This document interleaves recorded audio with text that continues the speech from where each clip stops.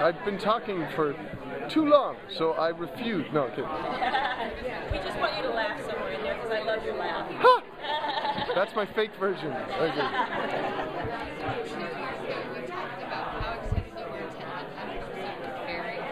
Yes. Huh?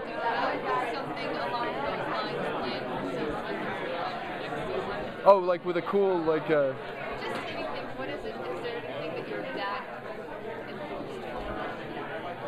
the one that I have a couple, but they're actually, sadly, more cool than you mean, they actually, I think they might, like, the thing I would tell you about it is actually too close to the giveaway of it, you know what I mean? Like,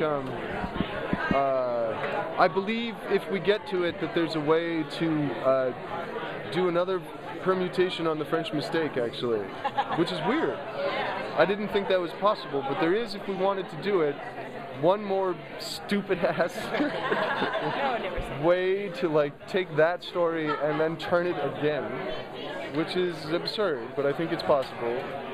And it would give the boys a whole different acting challenge, which would be kind of cool. I'm sorry.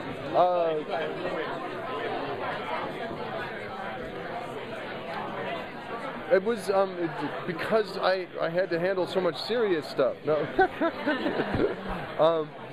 Well, actually, it's like I think that's true. I think that it would be cool if we have a higher incidence of absurdist toss-away episodes. I think that that's something that, oddly, I thought we would have more last year because it seemed to me like we were moving in the direction of a B-movie premise with the monsters. You know, I would say the monsters last year were a wrestling match of things that worked and didn't work. But I'd say that mythologically speaking, they set the ground for other things that I'm very pleased we've got working in our sort of grandfather clock, so to speak. And I forget the question.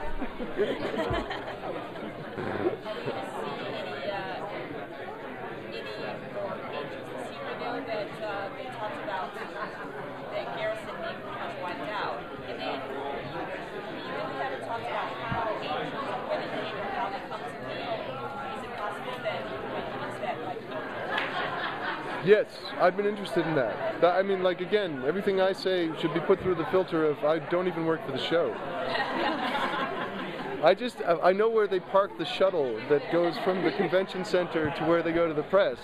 No, yeah, I think that there's really fascinating things to look into because angels are a very peculiar thing. Like they are part of an order that is separate from the intermediary supernatural entities that people our world. Humanity is a very, very specific source in our world, a source of everything almost. And so angels have this like diseased caretaker status, like this like a janitor with syphilis. I'm gonna go. I'll see you later.